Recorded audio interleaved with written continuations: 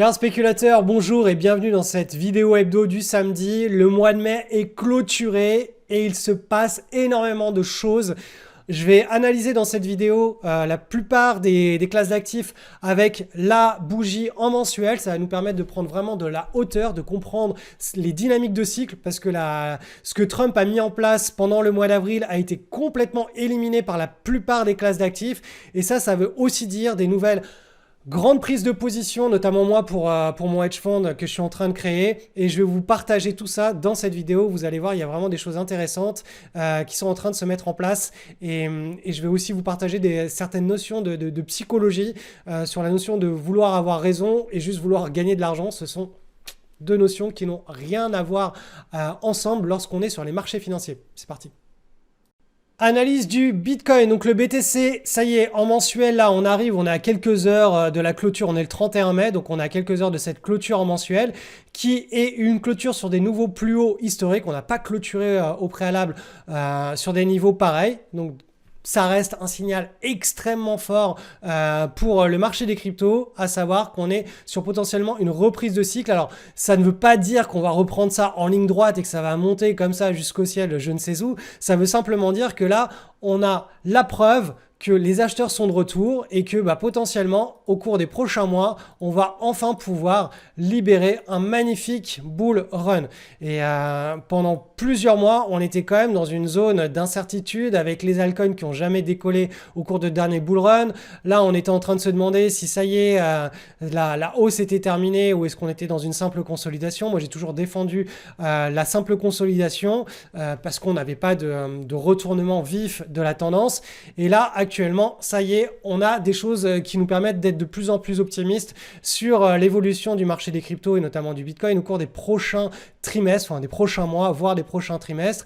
Je tiens à... Voilà, il y en a certains qui m'ont dit, oui mais Cédric, regarde, rappelle-toi ici, tu étais aussi haussier. Et tu t'es viandé. Effectivement, la logique que j'emploie pour faire mes analyses de marché, c'est qu'à chaque fois qu'on a un break, qu'on a un plus haut, j'ai une projection mentale vers le nord. Et c'est comme ça qu'on arrive à capturer toutes les tendances haussières. Et à chaque fois qu'on a un break, on est embarqué dedans.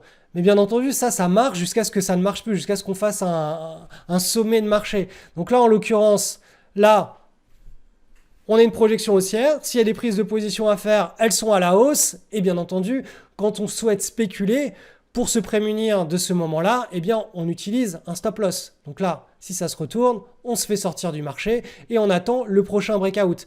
La différence entre faire de la prédiction et donc prédire les prochains chiffres du loto, ce qui n'a, je vous le rappelle, absolument aucun sens. Si vous cherchez des gens sur Internet qui vont vous faire des bonnes prédictions, le jeu est plié, vous ne gagnerez jamais de sous sur les marchés financiers.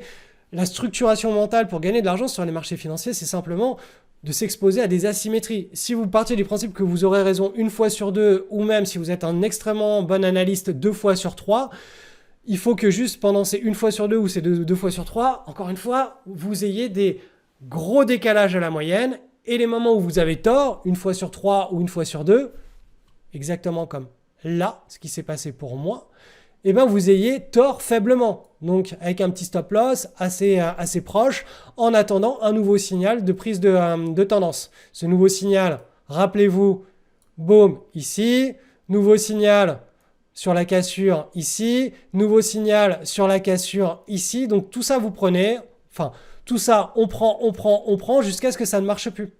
Mais l'idée, c'est à aucun moment d'avoir raison 100% du temps, ça n'existe pas. Et si quelqu'un vous fait croire que ça existe, vous verrez par vous-même que vous ne pourrez pas le réaliser dans le monde réel. Donc voilà, ça c'était une petite réponse par rapport à un commentaire qui disait « Ah, mais regarde Cédric, on est potentiellement dans la même situation que là. » Et là, tu t'es bien viandé. Mais oui, exactement. Et à chaque fois d'ailleurs, on est dans la même situation. Là, on était potentiellement dans la même situation que le plus haut, en fait, ce soit un fake breakout.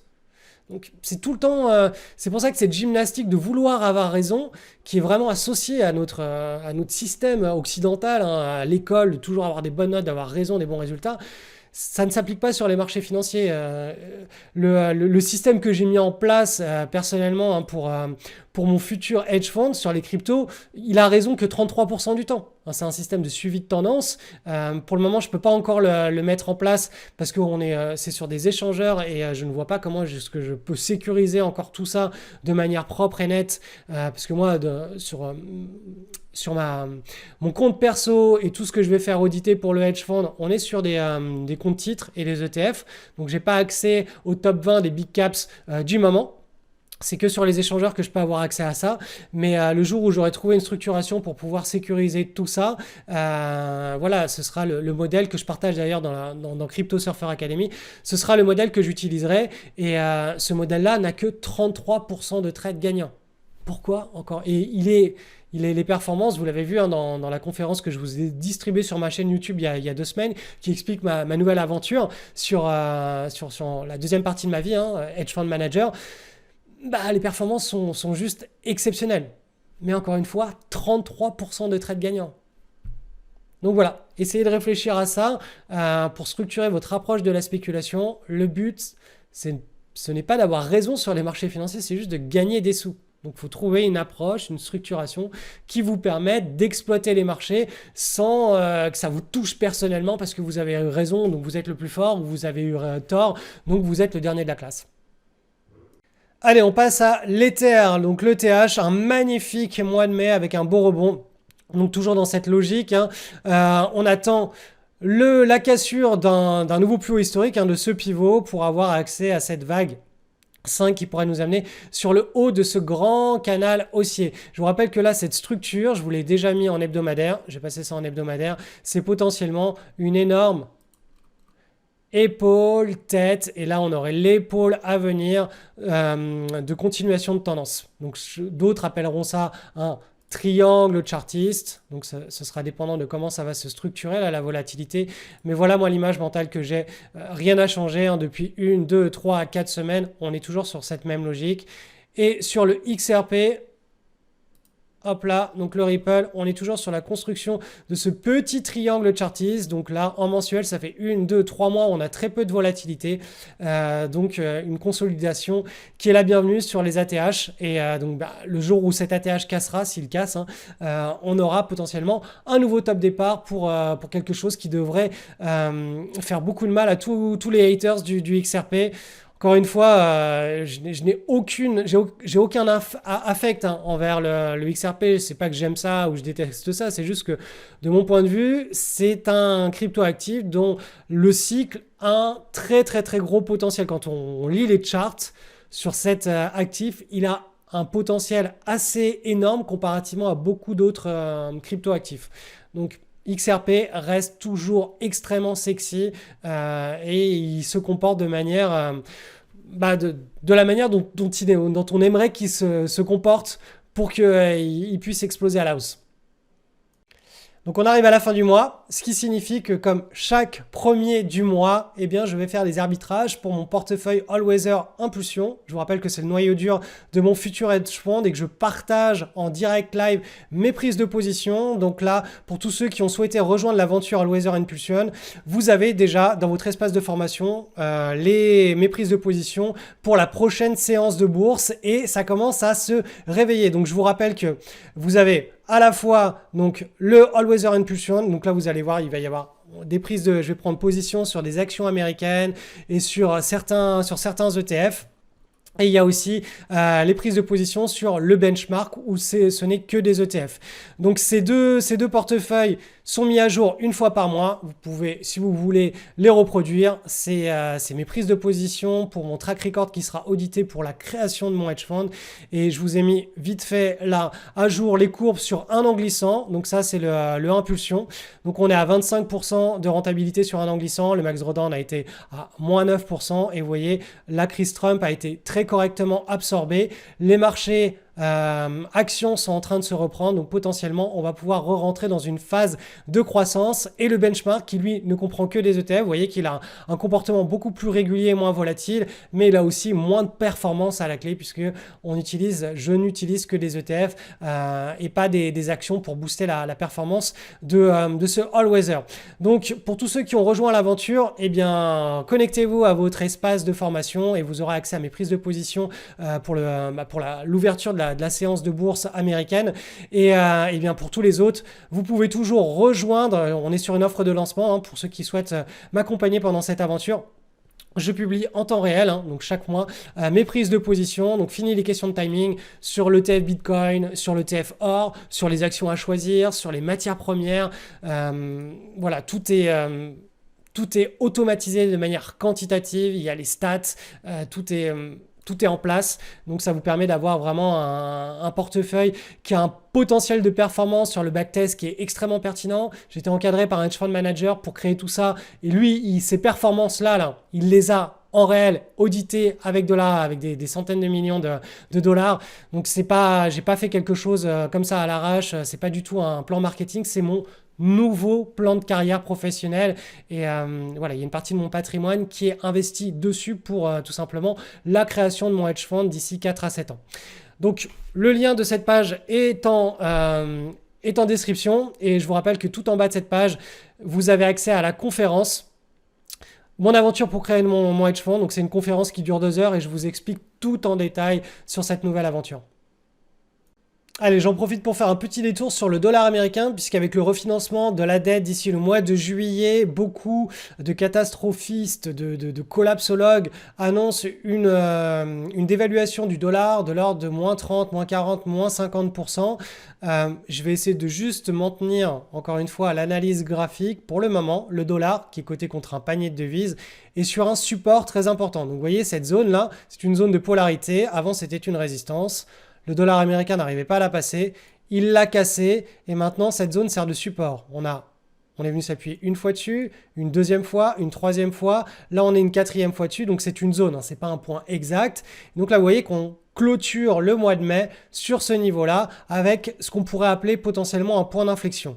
Donc je vais aller regarder la tronche de ce point d'inflexion sur l'unité de temps inférieure, sur de l'hebdomadaire, pour voir à quoi ça ressemble. Et là on a potentiellement un double creux en formation.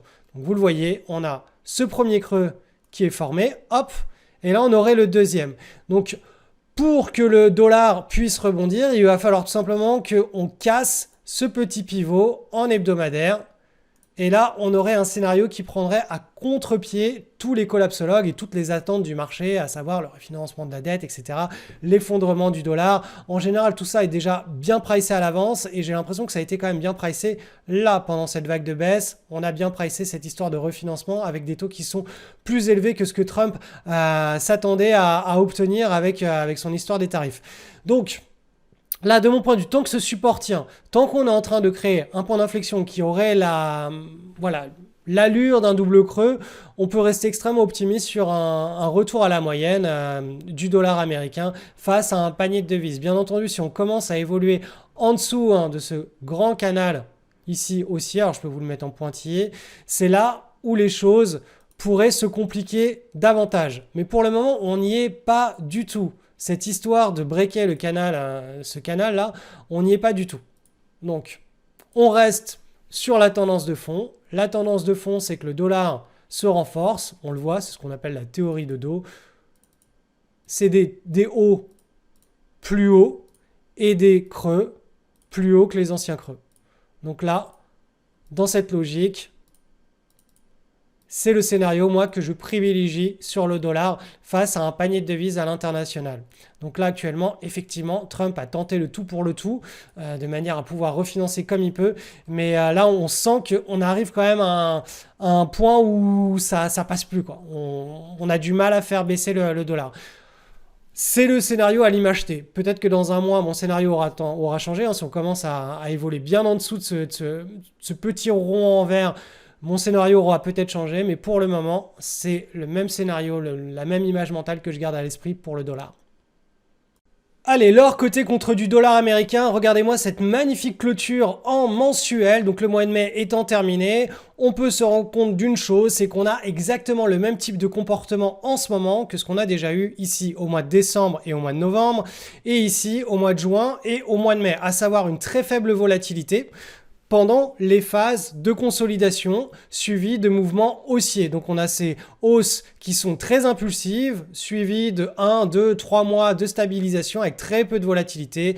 Et là voilà, je vous ai dessiné ça sous la forme de petits triangles chartistes. Là on serait dans cette logique de créer un nouveau triangle chartiste. Donc probablement le mois prochain, à nouveau une consolidation et le mois d'après, un breakout qui pourrait se mettre en place et qui pourrait permettre à l'or côté contre du dollar américain d'accélérer. Donc là, on est vraiment dans un cycle de hausse et je vous rappelle qu'en hebdomadaire, sur l'or côté contre du dollar, on a eu ici ce fameux breakout du canal en pointillé. Ça veut dire qu'on est en train de passer la vitesse supérieure et que potentiellement, on rentre dans une phase de ce cycle de hausse où on pourrait assister à une verticalisation, un petit peu comme ce qui s'est passé il y a quelques décennies sur l'or ou sur le BTC au cours des derniers grands bull runs, où sur la fin ça se verticalise tellement que les consolidations sont de plus en plus courtes dans le temps. Donc là on est dans une situation qui a été déclenchée, qui est similaire, je ne sais pas si elle aura lieu, en tout cas c'est comme ça qu'il faut interpréter ce type de signaux graphiques. Donc là, ça fait 1, 2, 3, 4, 5 semaines qu'on consolide. Donc bien entendu, si on venait à enregistrer un nouveau plus haut historique, ça nous permettrait d'anticiper une nouvelle accélération de l'or avec cette forme de verticalisation. On va maintenant passer à l'or côté contre de l'euro. Donc l'or côté contre de l'euro en mensuel a exactement le même type de comportement que l'or côté contre du dollar. Ce n'est pas très étonnant. Donc on a cette clôture ici du mois de mai qui est très sexy dans le sens où vous voyez, on a juste la volatilité qui est en train de se calmer. On a un espèce de triangle chartiste qui est en train de se mettre en place à l'image de ce qu'on a eu ici. Là, pendant le mois de novembre et décembre 2024, et ici, pendant le mois de juin et le mois de mai 2024. Donc ce sont vraiment des comportements récurrents qui sont typiques des bull runs, à savoir une faible volatilité et un mouvement qui est globalement long et régulier. Donc là, on verra si on break vers le nord ou pas, mais dans la logique du suivi de tendance et d'une continuation du cycle qui est en cours, on va davantage s'attendre à une continuation de la hausse de l'or. Donc, mon image mentale sur l'or reste la même, et c'est la même depuis de nombreux trimestres, à savoir, on est ancré dans un très beau bull run historique, et là on est simplement depuis 2 mois en train de consolider. Ça, je pense que ça pourra encore durer juin, voire juillet, mais potentiellement ce serait un prochain breakout vers le nord qui pourrait libérer un nouveau mouvement d'ampleur à la hausse sur l'or. Analyse du SP500, ça y est, on a notre clôture en mensuel. Donc le mois de mai, regardez-moi cette belle bougie où on est retourné à proximité des plus hauts. Donc on est clairement, suite à la crise Trump, hop, on est clairement en train de consolider, de latéraliser exactement comme ce qui se passe habituellement suite à une belle envolée. Je vous rappelle qu'on a eu quand même toute cette hausse là qui s'est mise en place entre 2023 et décembre 2024 et que là, en principe, pendant quelques mois, on devrait continuer à latéraliser. Bien entendu, rien ne nous met à l'abri d'une variante crise Covid, c'est-à-dire on a eu cet énorme V-bottom et on est reparti directement vers le nord. On pourrait très bien avoir ce type de situation, on repart vers le nord, mais dans la logique, l'image mentale que l'on garde à l'esprit, c'est on est dans un grand bull market. Au mieux, on pète les plus hauts dans les prochains mois et on repart en ligne droite vers le nord. Et on va dire le scénario un petit peu plus attendu, si on continue à latéraliser, à digérer cette belle hausse qu'on a eue au cours des 2 dernières années. Et ensuite, on pourra continuer la route vers le nord avec un breakout. Donc ça, c'est l'image mensuelle. Si on regarde en hebdomadaire, c'est du bruit. Quand on est dans des ranges comme ça, c'est du bruit. Donc moi, le scénario que j'aimerais voir se développer, qui serait vraiment l'idéal, c'est qu'autour de la résistance, là, on commence à avoir une volatilité qui se contracte de plus en plus. Et ensuite, on a le breakout à la hausse. Mais voilà, ça fait 1-2 semaines où on consolide. C'est normal, on a eu un très très beau rebond là. Et donc là, en principe, on devrait partir sur une période de consolidation Bien entendu, quand on est dans une période de range, je vous rappelle que ce qui fait la volatilité et la directionnalité, la partie de ping-pong, ce sont les news macroéconomiques, donc voilà, ou géopolitiques. C'est ça qui crée de la nervosité ou de l'optimisme à très court terme. Alors que quand on est ancré dans des grandes tendances à long terme, de manière générale, les mauvaises news macroéconomiques sont complètement oubliées au bout de quelques heures ou de quelques jours, tandis que les bonnes news sont amplifiées. Sur le Nasdaq, la situation est exactement la même, hein. On a eu un magnifique mois de mai, hein, qui est venu tout simplement, passer à la trappe la crise des tarifs Trump. Et donc on est dans une situation où on a un petit range qui pourrait durer quelques mois, qui est en train de se mettre en place. Et bien entendu, rien ne nous met à l'abri d'un scénario de crise virus qui nous enferme, à savoir c'est une situation de V-bottom, et si on casse les nouveaux plus hauts, enfin si on casse les plus hauts historiques, on serait dans ce scénario optimiste, très optimiste. Moi je m'y attends pas, mais ça peut très bien arriver, à savoir on est déjà reparti directement vers le nord. Donc le Nasdaq, le SP500 évolue exactement sur le même rythme, sur le même type de pattern, donc rien à signaler, hein. Tout est en ordre de bataille, comme dirait l'autre. On va aller voir maintenant ce qui se passe sur le marché européen avec le DAX. Donc regardez cette clôture en mensuel sur le DAX. Lui est carrément, ça y est, sur des nouveaux plus hauts historiques. Et en hebdomadaire, voilà, on voit ici, hein, on a breaké. Donc là, moi je m'attends à ce qu'on ait une volatilité qui commence à se réduire et ensuite une nouvelle impulsion. Mais le plus important, c'est cette image en mensuel d'un DAX qui est en train d'accélérer sa hausse un petit peu à l'image de ce qui se passe sur le gold, sur l'or. Le CAC 40 maintenant, notre cher indice français Cocorico, lui, il est dans une situation de range un petit peu à l'image de ce qui se passe sur les marchés américains. Mais cela dans un grand canal haussier. Donc ce range, on ne sait jamais à l'avance combien de temps il va durer. Peut-être que le mois prochain ou le mois d'après, il sera breaké vers le nord et on aura une nouvelle ascension. C'est notamment ce qui irait avec le scénario du V-bottom sur les marchés américains. Mais moi, mon image, elle est beaucoup plus. On continue tranquillement à latéraliser, on calme la volatilité, quelque chose comme ceci. Hop, on calme la volatilité et on repart à partir du mois d'octobre, le fameux Sell in May and Go Away. On repart à partir du mois d'octobre dans un nouveau grand cycle, enfin, une nouvelle vague impulsive sur les indices.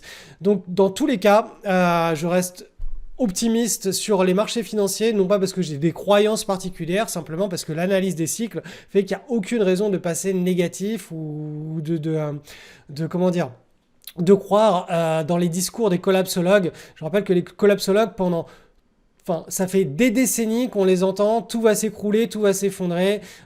Donc oui, il y a des situations où quand l'analyse graphique commence à donner des signaux de panique, où là on peut commencer à partir du côté des collapsologues et à adhérer à leur narratif.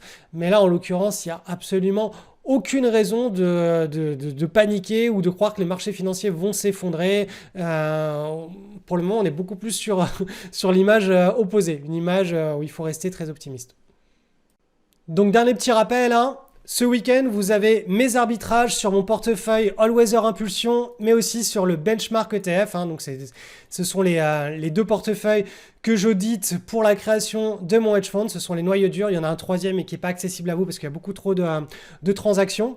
Et si vous voulez tout simplement y avoir accès, me rejoindre pour cette aventure, je vous donne rendez-vous. Le lien est en description de cette vidéo. Vous allez accéder à cette page et vous aurez toutes les infos pour avoir accès à toutes mes prises de position en temps réel. Et je vous rappelle que vu que c'est une grande nouveauté, j'ai créé une petite offre de lancement qui se terminera au cours du mois de juin.